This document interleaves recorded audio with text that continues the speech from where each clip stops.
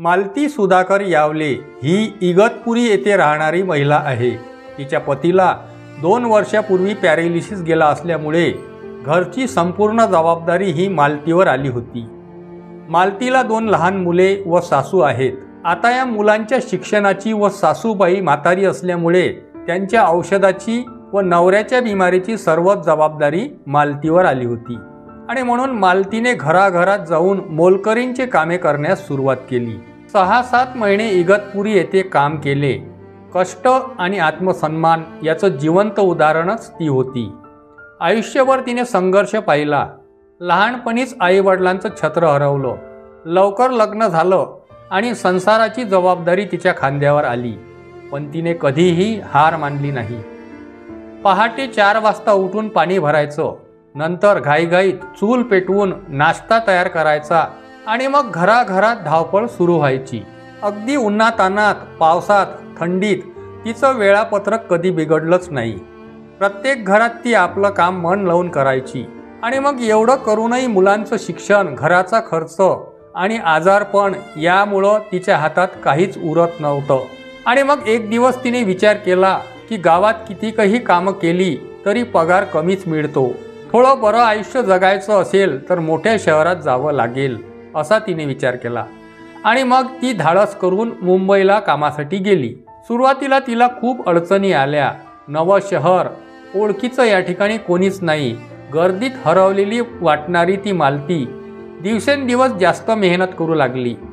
सकाळपासून रात्रीपर्यंत 4-4 घरात ती कामे करायची, पण तिच्या चेहऱ्यावर थकव्याऐवजी समाधान दिसायचं, कारण आता तिच्या मेहनतीला योग्य मोबदला मिळत होता।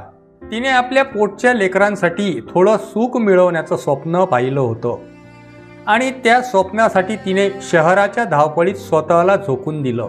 दक्षिण मुंबईतील माता रमाबाई परिसरात असलेल्या ऑपेरा हाऊसमध्ये ती कामाला जायची। ज्या घरात ती कामाला लागली त्या ठिकाणी तिला चांगला मोबदला मिळायचा। तिची मालकीण खूप मोठ्या उदार मनाची होती। ती तिला वेळोवेळी मदत देखील करायची, गावी पाठवण्याकरिता तिला पैसे द्यायची। या व्यतिरिक्त तिच्या मुलांच्या शिक्षणाकरिता सुद्धा मदत करायची। त्यामुळे मालती फार खुश होती व ती आणखी मेहनत त्यांच्या घरी घेत होती। मालकीणला सुद्धा मालतीचा स्वभाव खूप आवडायचा, म्हणून सर्व काही ठीकठाक सुरू होतं। ओपेरा हाऊसमधील ज्या घरी ती कामाला होती त्याच घरी एक ड्रायव्हर होता। त्याचं नाव होते सुधाकर। हा ड्रायव्हर सुधाकर मालतीच्या गावाचा म्हणजेच इगतपुरीचा असल्यामुळे मालतीची त्याच्याशी ओळख झाली। सुधाकर नेहमी मालतीशी बोलत असे व जवळीक साधत असे। असे झाल्यामुळे हळूहळू दोघांमध्ये बोलचाल वाढू लागली आणि त्यांच्या ह्या बोलचालीमुळे दोघात चांगली मैत्री सुद्धा झाली। दोघेही एका गावचे असल्याने मैत्री आणखी घट्ट झाली। दोघांमध्ये गंमत करणे, हसणे, आपापले अनुभव शेअर करणे हे सुद्धा वाढतच होते। ड्रायव्हर सुधाकरला मात्र मालती आपल्या प्रेमात अडकली असे वाटू लागले, म्हणून सुधाकरच्या मनात काही वेगळेच प्लॅन येत होते। तो बरेचदा तिला अश्लील भाषेत बोलून दाखवत असे, मात्र मालती त्याकडे दुर्लक्ष करत होती।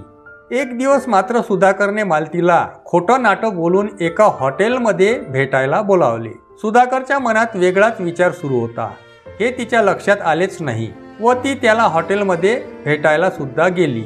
त्या ठिकाणी गेल्यावर ड्रायव्हर सुधाकरने तिला ज्यूस प्यायला दिला। त्या ज्यूसमध्ये अंमली पदार्थ असलेले नशेचे औषध मिसळलेले होते आणि हे मालतीला माहीत नव्हते, म्हणून तिने तो ज्यूस पिला। ज्यूस पिल्यानंतर लगेचच मालती बेशुद्ध झाली। मालती बेशुद्ध होताच सुधाकरने तिचे शरीर शोषण करून बलात्कार केला। एवढंच नव्हे तर त्याने तिचे नग्न अवस्थेत असलेले फोटो व व्हिडिओ सुद्धा काढले। मालतीला जेव्हा जाग आला तेव्हा ती नग्न अवस्थेत होती। आपल्यासोबत काय घडले हे तिच्या लक्षात आले होते व ती सुधाकरवर ओरडायला लागली, तू हे काय केले? माझा तुझ्यावर फार विश्वास होता, आता मी तुझी पोलिसात तक्रार करते अशी ती म्हणाली। तेव्हा ड्रायव्हर सुधाकरने तिला तिचे अश्लील फोटो व व्हिडिओ दाखवले आणि म्हणाला की जर का तू ही गोष्ट पोलिसात किंवा मालकीणला सांगितली तर मी हे फोटो व्हिडिओ व्हायरल करेल अशी धमकी त्याने तिला दिली। आणि मग मालती फोटो व्हिडिओ डिलीट करण्याची विनवणी त्याला करू लागली. मात्र सुधाकर काहीच ऐकायला तयार नव्हता. त्याने तिला पैशाची सुद्धा मागणी केली व पैशासाठी धमक्या देऊ लागला. त्याने मालतीच्या फोन पे बँक अकाउंटमधून 85,000 रुपये त्याच्या मित्राच्या खात्यात ट्रान्स्फर केले आणि या घटनेनंतर मालती आपल्या गावी निघून गेली. मात्र तरीही सुधाकर तिला फोनवरून धमक्या देतच होता. पुढे 19 ऑगस्ट 2025 रोजी त्याने पुन्हा मालतीला एका हॉटेलमध्ये बोलावून घेतले व पुन्हा बलात्कार केला.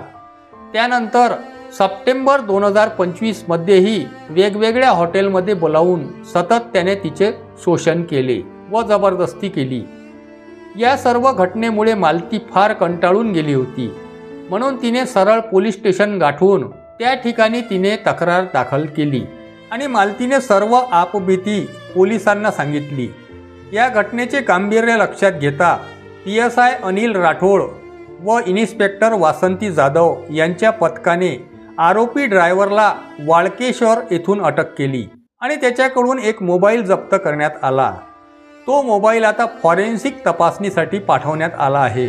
शिवाय आरोपीने आणखी कोणकोणत्या महिलेला अशा प्रकारे लक्ष्य केले आहे हे सुद्धा पोलीस शोधण्याच्या प्रयत्नात आहेत. तर मित्रांनो, या घटनेबद्दल तुमचे काय मत आहे हे कॉमेंट करून जरूर कळवा व आमच्या चॅनलवर नवीन असाल चॅनलला सबस्क्राईब आवश्यक करा, शेअर करा आणि लाईक करायला विसरू नका. नमस्कार.